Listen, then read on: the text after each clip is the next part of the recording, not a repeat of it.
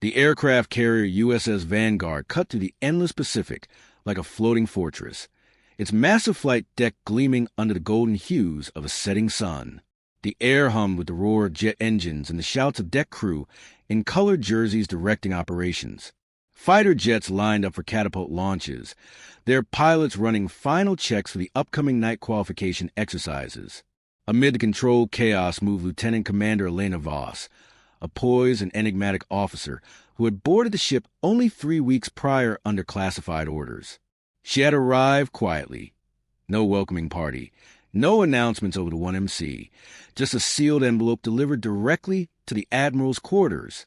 Elena moved with the quiet assurance of someone forged in high-stakes environments. Shoulders squared, stride measured, eyes scanning without seeming to stare.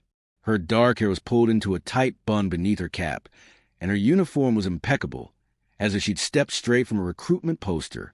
Yet there was something deeper in her gaze, a quiet intensity that spoke of experiences most on board could only imagine. Rumors swirled through the berthing compartments and mess decks like smoke. Some said she came from naval special warfare. Others whispered about covert operations with intelligence agencies. A few junior enlisted claimed she'd been pulled from a black ops unit that didn't officially exist. On a carrier where days blurred into weeks of routine, such speculation thrived. But Elena gave nothing away. She participated in drills, offered concise advice when asked, and otherwise kept her own counsel, eating alone or reviewing tablets in quiet corners of the ship. The commanding officer, Admiral Marcus Hale, was a career sailor with salt and pepper hair and a reputation built on decisive leadership during multiple deployments. Respected for his tactical acumen, he was also known for a dry wit that could disarm or discomfort depending on the target. That afternoon, as the crew assembled in the cavernous hangar bay for a pre-exercise briefing, the atmosphere crackled with anticipation. Folding chairs scraped against the deck as hundreds settled in. Admiral Hale strode to the podium, his voice booming over the murmurs. "Settle down, everyone. We got a full slate tonight. Night ops, carrier quals, the works. But before we dive in, let's properly welcome a new addition to our team." All eyes shifted to the side where Elena stood at parade rest. This is Lieutenant Commander Elena Voss. She's here on temporary assignment to oversee advanced training protocols and advise on operational readiness. Polite applause rippled through the crowd, mingled with curious glances. No one knew the full scope of her role, and the Admiral's vague introduction only fueled more questions. Hale's eyes sparkled with familiar mischief as he leaned into the microphone. "Commander Voss, why don't you share a bit about yourself? Your background, your experience, hell, maybe even your confirmed kills." A ripple of uneasy laughter spread, but it died quickly. The joke landed like a misfired flare, visible to all, but dangerously off-mark.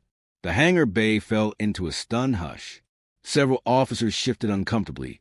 A few ensigns exchanged wide-eyed looks. Elena didn't flinch. She stepped forward with deliberate calm, her boots echoing faintly on the non-skid deck. Stopping a respectful distance from the Admiral, she met his gaze directly. "With all due respect, sir," she said, her voice clear and steady, carrying effortlessly to the back rows. "I don't measure my service by tallying destruction." The Admiral's grin faltered slightly.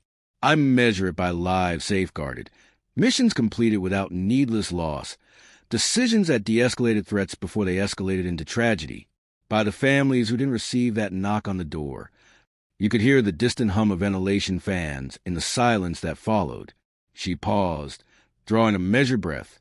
"That said, if the question is about documented operations, I've led or supported 32 high-risk missions.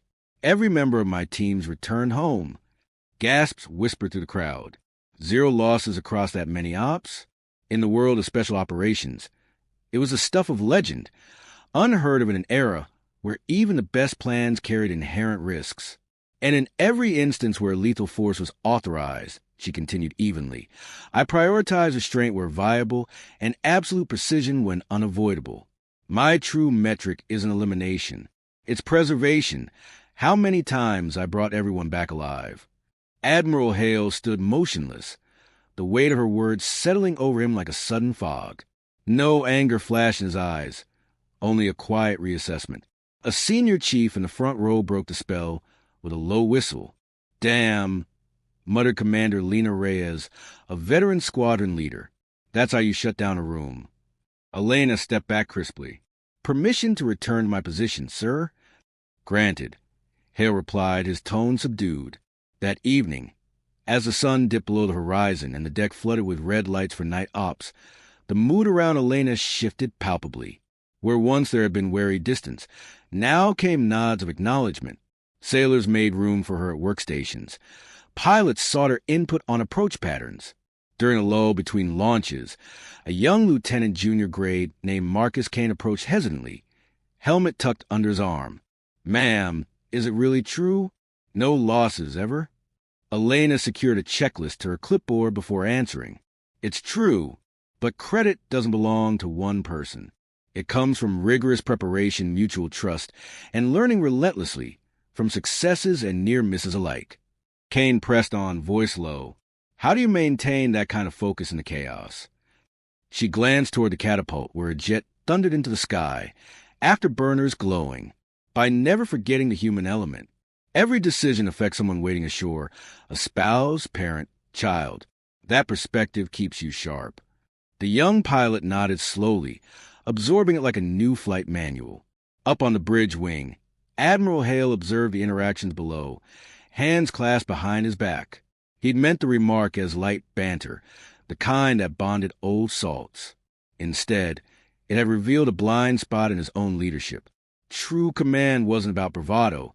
It was about stewardship. Later, after the last recovery and the deck secured, he found her in the ready room reviewing footage. "Voss," he said quietly, closing the hatch behind him. "Sir." She stood immediately. He rubbed the back of his neck, uncharacteristically vulnerable. "About earlier, that joke was out of line. Poor judgment on my part. It diminished what you've clearly earned through real sacrifice. I apologize."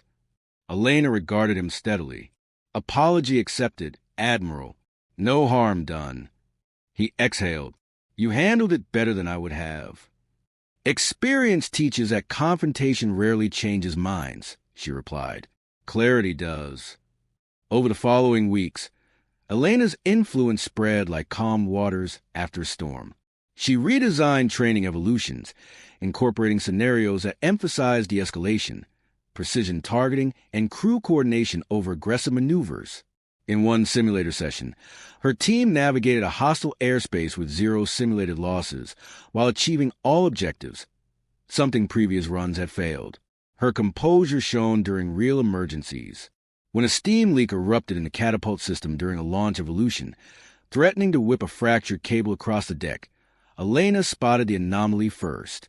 She sprinted forward, grabbing a startled aviation bosun's mate by the collar and yanking him clear seconds before the cable snapped with a deafening crack. Shrapnel pinged off nearby aircraft, but no one was hurt. Days later, when a propulsion casualty left one shaft offline during heavy seas, Elena volunteered for the damage control team. She spent nearly 40 hours in sweltering engineering spaces, poring over schematics alongside exhausted machinist mates, pinpointing a faulty valve assembly that others had overlooked. Her steady guidance helped restore power without further incident. Each time praise came her way, she deflected it.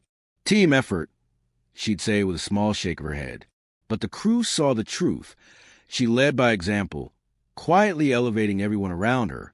Admiral Hale watched the transformation with growing respect.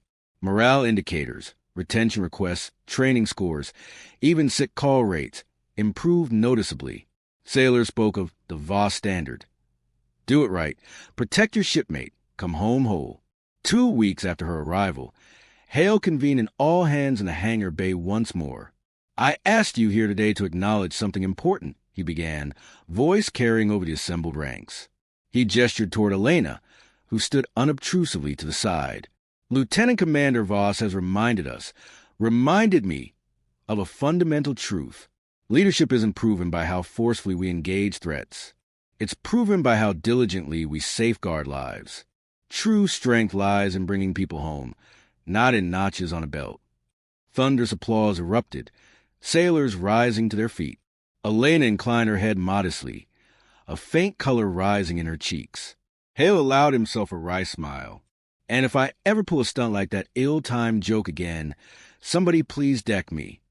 Laughter rolled through the space, tension fully released.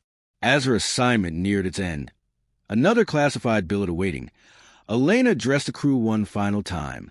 "You've all shown me that excellence and humanity aren't mutually exclusive," she said. "Watch each other's backs. Protect one another. That's the mission that matters most." The ovation that followed shook the bulkheads. Afterward, Marcus Kane caught her near the island structure. "Commander, what you said that first day about measuring success by who comes home, it rewired how I think about this job.